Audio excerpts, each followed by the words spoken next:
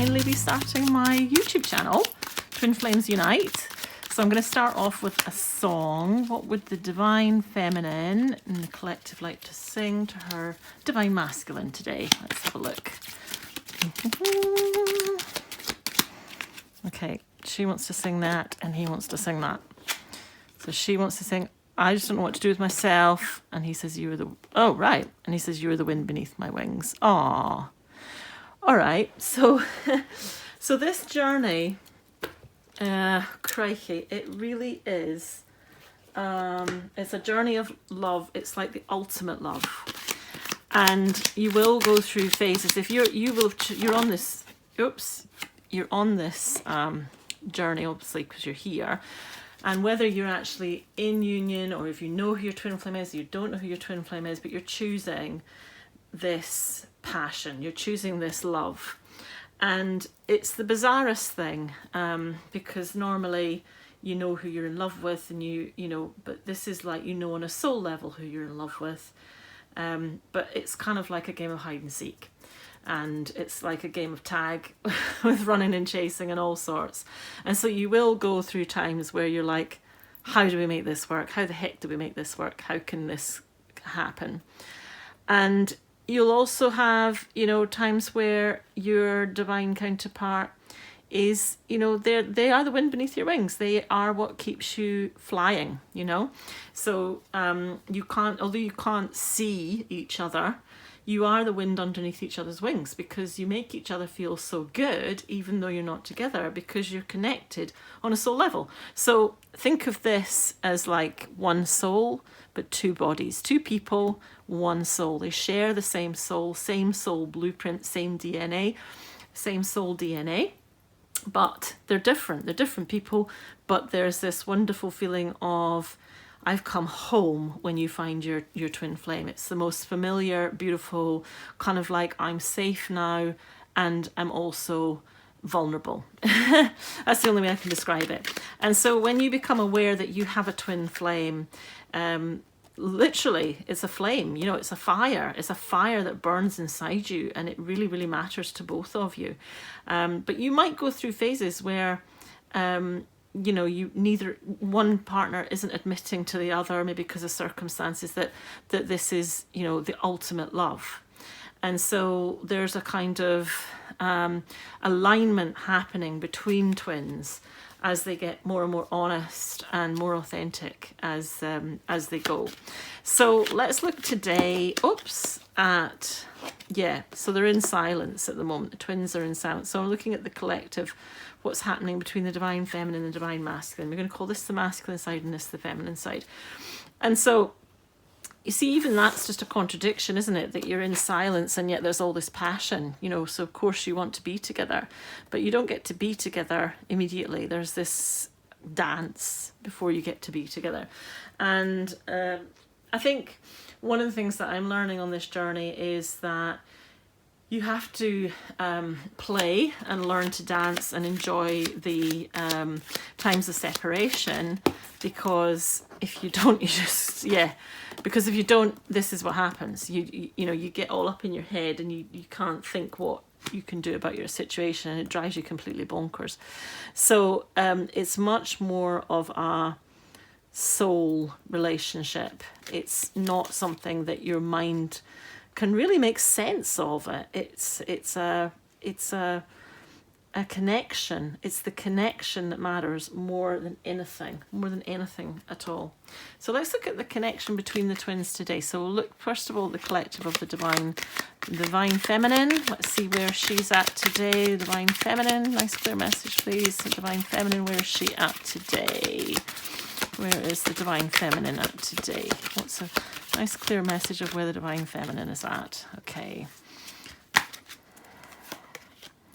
Going with the flow. So she's going with the flow today. And the divine masculine, let's see where the divine masculine is at today. What's happening for divine masculine? Guidance. So look, he's going with the flow too. Now, this is what happens with the twins, okay? Because they're twins, they align. And so what you'll find so often is that what one is experiencing, the other is experiencing too, because they're one soul in two bodies.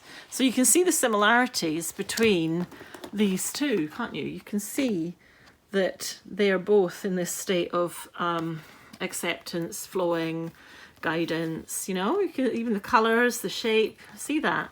And it's amazing how this happens, you know, how they're both in the same kind of place at the same time. And so even when the mind does this, I don't know what to do with myself, the soul knows fine well what to do, right? The soul knows what to do. And this is the thing. It's not this kind of relationship. It's not a thing. It doesn't make sense. It doesn't make a whole lot of sense. And this is why it's so important to join like a twin flame community, is because you need to feel that you are. You need to know that you're not bonkers. That you're, you know, it's a crazy kind of love. So let's see where their connection is today. The connection of the twins in the collective consciousness, yeah, because that's what it's all about. It's all about being connected in consciousness, being connected in awareness. I see that the silence, the consciousness, very still. They're very still kind of images, and in contrast to, you know, the mind, you can see the difference, can't you? And then there's this beautiful sort of sense of going with the flow. Now, I just got some new cards yesterday, which is the Sacred Rebels Oracle cards and the beautiful pictures are done by Alana Fairchild. And what this is about, I was just looking in the book, and I really love the thing that it says here. It reminds me of that song, The Audition, where they say, bring out we need the rebels, and we need the creatives, and, you know, we make a mess, but we're needed because of it, sort of thing. So yeah, this oracle is dedicated to those who aren't afraid to rattle cages, ruffle feathers, and rock boats from a place of loving service to the spiritual evolution of humanity. May your rebellious heart beat with the power of divine grace, and may your soul thrive as together we create a world that is fully awakened to love. So that's the amazing role that twin flames have to play, is that they are re-educating us on what love really is, what true love is, what not the sort of I wouldn't say sugar-coated love, but not the kind of love we've been conditioned to believe in, where I do this for you, so you do this for me. It's a completely different energy that it comes from. It's a total acceptance of the other person, and a total love and appreciation for who they are, and a gratitude for who they are, that is just so profound, because it's so full of inspiration. Yeah, it's inspiring, it's enlightening. It's kind of like, it really opens your eyes, it opens your heart, it opens your soul to other possibilities. And why I'm looking at, you know, what's happening in the collective is you've got all these people who are twin flames who are all affecting each other. So everything they're going through. So just as you have a twin flame, and what your twin flame's going through, you're going through, and vice versa. That you will align with each other, even if you're not together. You will align with each other if they're true twin flames. Then it's happening, that's contributing to the collective of the sort of twin flame community, if you like. And so it's kind of creating this amazing sense of inspiration and enlightening. It's lighting, it's bringing light to darkness, really. And you can see the bees there, which are a sign of miracles as well.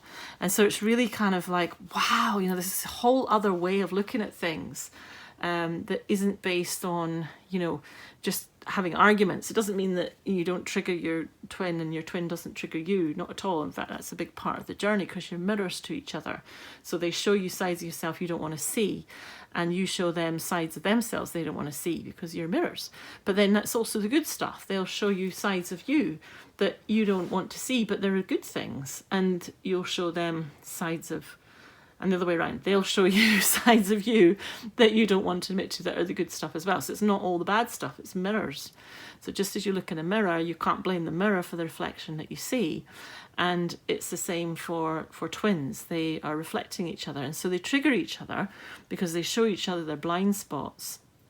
And the triggering is where the growth is, because But I tell you what, it hurts like hell. So there's a lot of healing that happens in the process of coming together, and that process of coming together in union.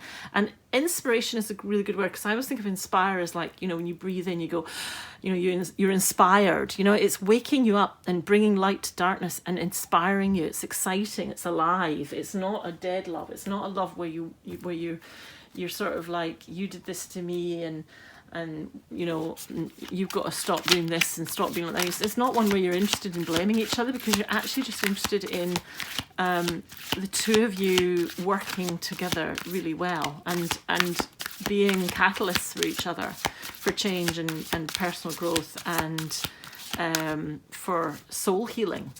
And so you're not really, you know, it doesn't mean you're not dealing with, you know, issues like, you know, it doesn't mean you're not dealing with issues like, you know, paying bills and things like that. It doesn't mean you're not dealing with the physical stuff. It just means that you have an understanding between you that's very like this, where one of you is supporting the other. You know, that you're connected to each other, and you want to see the other do well. It's not a competition. You're not trying to bring one of them down. You want to be there for your twin, and your twin be there for you. And it's kind of like, you know, you can almost do it this way around as well. It's sort of like, there are times, it's like, you know, I think of that as a bit like, when an orchestra's playing, and you've got times where there's music, you know, one person is, you know, playing a flute, and the other, and while that person's playing the flute, so you can hear the flute, that one's quiet and still. But then, you know, it could be the other way around, and this partner could become this partner, and so it's kind of like there's this music going on between you. There's this dance going on between you that just sort of happens of its own accord, and you're in this kind of, it's not even like a support that you don't even say to them, can you support me? It's automatic. There's so much of this journey I'm realizing is automatic. You will mirror each other, so that means that what you do to your twin will do to you. If it's your true twin, they have no choice. They're going to mirror back to you what you've mirrored to them, and vice versa. It's like you have no say in it. And I found on this journey that, I mean, I've kind of gone, gosh, this isn't the way I am. I don't recognize this side of me, and it's kind of like, yeah, it's like I didn't know this was here, you know. And so there's this, see the amount of light that, you know, you're sharing, you're giving and receiving to each other. You're like, did you know this was in you? No, I didn't. It's kind of like this kind of sharing back and forward that happens. So I'm just blown away, because I've done, you know, heaps and heaps and heaps of personal development work, but I've never known anything like the twin flame journey for getting to the bits that you cannot access no matter how hard you try. You know, in sort of therapy settings. I'm kind of aware that, you know, any dream that you want to come true always brings out sides of you didn't know existed. But I had no idea that the twin flame journey could automatically do that. It automatically brings it all to the surface. It's kind of like effortless. It's so bizarre. You're my motivation. Yeah. So you motivate each other because you make each other feel alive. Any dead bits of you will come alive, you know, and it's kind of like any bits of you that you'd hidden away, well, sorry, you're not going to be able to do that. They're going to come out into the open, and that makes you feel vulnerable, but it also makes you feel more alive, because just as in this Sacred Rebels oracle deck, just as it's saying, you know, you are, you know, you have to kind of be willing to rock the boat. That's what a twin flame relationship will do. It will rock the boat whether you like it or not. Let's see if we've got another one for, I'm just wanting to explain what this journey is about, especially if you're new to it, and you know, you, no matter what sort of phase or stage you're at, yeah, what you want wants you. There you go. That's the mirror, isn't it? So there you go. And believing that as well with your twin. So your twin reflects, you know, if you're reflecting each other, then one of the things you can do to reassure yourself is you can say, well, I feel like this, and therefore my twin, my true twin, is going to feel the same way. So if you're feeling doubt, like, oh, I don't know if my twin loves me, or I don't know if they want to be with me, then just remember that that what you want is what they want, and what they want is what you want. So even if you've got doubts, the chances are your twin is going to mirror those doubts, and you're going to mirror those doubts to your twin. So then you can get stuck, and you've got to choose consciousness. This is why I'm saying this. You've got to choose to raise your consciousness. You've got to choose to move to the next level of your kind of evolution, if you like. And this is why this is lovely. You're the wind beneath my wings, because that's what you're doing. You're lifting each other up by being the wind, this sort of invisible wind underneath each other's wings. And just as you've got two wings and a bird, it's like, underneath those wings is where your divine counterpart is. And when I say divine is such an important part of this journey, because this is a divine relationship. You're connected to the divine, and this relationship will require you to connect more strongly to your divine as well. So that was quite heavy, but I just wanted to explain what the journey is about. This is what I'm kind of understanding it to be about. And there you go. I belong with you. You belong with me. You're my sweetheart.